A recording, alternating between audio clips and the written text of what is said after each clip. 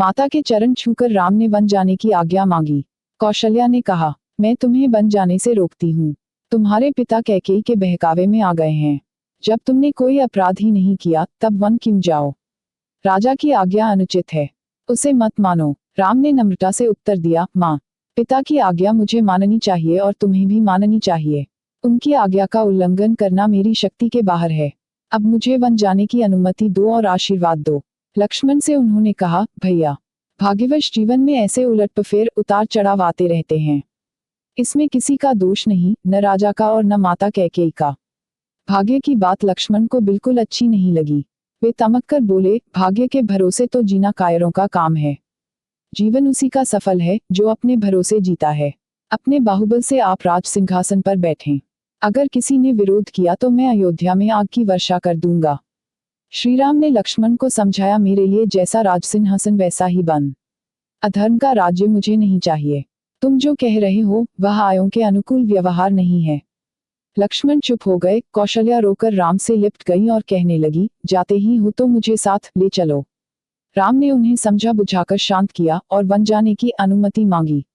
माता ने कहा, बेटा, जाओ, जिस धर्म का तुम पालन कर रहे हो वही तुम्हारी रक्षा करे। मेरे व्रत पूजन का सब फल तुम्हें मिले, सब दिशाएं तुम्हारे लिए मंगलमय हों, मेरा रोम रोम तुम्हें आशीर्वाद देता है। माता से विदा लेकर राम सीता के पास गए। सारा हाल बताकर सीता से भी उन्होंने विदा मांगी। यह भी कहा कि माता बूढ़ी हैं, उनकी देखभाल करना और भरत का रुख देखकर काम करना। वे के भी स्वामी होंगे और राजा भी। उनके सामने मेरी प्रशंसा भूलकर भी न करना, क्योंकि प्रभुता वाले लोग अपने सामने दूसरों की प्रशंसा सहन नहीं कर सकते। 14 वर्ष बाद हम तुम फिर मिलेंगे। इस समाचार से सीता व्याकुल हो गई। फिर सबल कर बोली, मुझे छाया की भांति तुम्हारे साथ रहने का पिता से आदेश मिला है। इसे तुम जानते ही हो। मैं भी वन को चलूंगी। राम ने उन्हें बहुत तरह से समझाया बुझाया। जब वे किसी तरह न मानी तो राम ने कहा, तुरंत चलने के लिए तैयार हो जाओ। तभी लक्ष्मण भी वहां आ गए और उन्होंने भी साथ चलने का आग्रह किया। अंत में राम को उन्हें भी साथ चलने की अनुमति देनी पड़ी। लक्ष्मण से उन्होंने कहा, माता से अनुमति लेकर गुरु वशिष्ठ के घर जाओ। वहां से मेरे सुरक्षित दिव्य अस्त्र शस्त्र ले आओ। माता से अनुमति लेकर और गुरु के यहाँ से अस्त्र शस्त्र लेकर लक्ष्मण लौट आए। इधर श्रीराम ने अपना और सीता का सारा सामान ब्राह्मणों और सेवकों को बांट दिया। सीता और लक्ष्मण को लेकर वे पिता के पास विदाई के लिए चल दिए। सिय सकुच बस उतरु न देई, सो सनी तमकी उठी केकेयी। लोग बिकल मुरुचित नरनाहु, काह करिया कछ सूझ न काहू। राम वन गमन का समाचार सारी अयोध्या में फैल चुका था। राम लक्ष्मण और सीता को के महल की ओर जाते देखकर नगरवासी दशरथ और केकेयी को धिक्कारने लगे।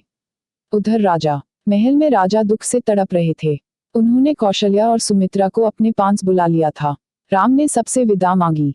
राजा ने उठने को कोशिश की पर वे गिर पड़े और मूर्छित हो गए।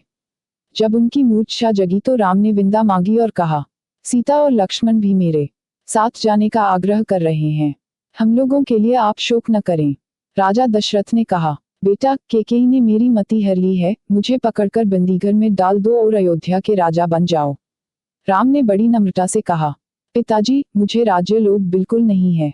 यदि मैं वन न जाऊं तो आपका वचन भी मिथ्या होगा। रघुकुल की रीति मिट जाएगी। मुझे वन जाने दीजिए। कैकेयी बीच बीच में राजा दशरथ को फटकारती जाती थी।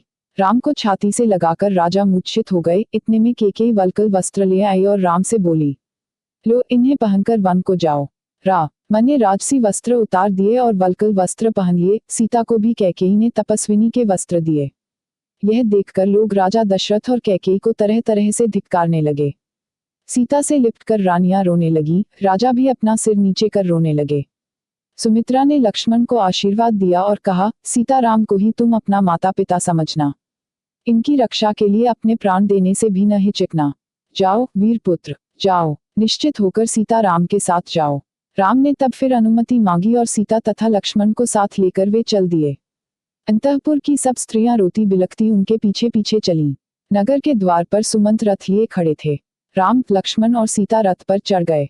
राम के आदेश से सुमंत ने वेग से रथ हाँका। प्रजा और रानियां रथ के पीछे दौड़ने लगी। राम राम, मेरे राम, हा लक्ष्मण, हा सीता की पुकार दसों दिशाओं में फैल गई। अब राजा दशरथ को रथ की धूल भी दिखाई नहीं देती थी। राजा हताश होकर गिर पड़े। रानियां उन्हें उठाकर कौशल्या के भवन में ले गईं। राजा कभी बेसुध हो जाते और कभी राम राम कहे चिल्ला उठते। सारी अयोध्या नगरी शोक सागर में डूब गई। घर, बाजार और गलियों में सन्नाटा छा गया। मनुष्यों की तो क्या, पशु पक्षियों ने भी खाना पीना छोड़ दिया। उधर नगरवासियों की एक भारी भीड़ रथ के पीछे पीछे दौड़ रही थी। समझाने बुझाने पर भी जब लोग न लौटे तब राम लक्ष्मण भी रथ से उतरकर उनके साथ पैदल ही चलने लगे। संध्या होते होते वे तमसा नदी के किनारे पहुंचे और उन्होंने वहीं रात बिताने का निश्चय किया। सीता और राम माता पिता की याद करते हुए तृणशैया पर विश्राम करने लगे। कुछ दूर पर लक्ष्मण धनुष बाण लेकर पहरा देने लगे। सुमंत भी उनके साथ जा बैठे। थके मांदे पुरवासी घोर निद्रा में सो गए। पहर रात रहते ही राम उठे और सुमंत से बोले, तात, लोगों का कष्ट मुझसे नहीं देखा जाता। शीघ्र रथ तैयार करो और इस प्रकार रथ आंखों की जगने पर लोगों को पता न लगे कि रथ किधर गया। सुमंत ने ऐसा ही किया। सवेरा होने पर जब लांगों को आंखें खुली तो देखा कि राजकुमार नहीं है। वे इधर उधर दौड़कर उन्हें खोजने लगे। जब कहीं पता न लगा तो निराश होकर नगर को लौट गए।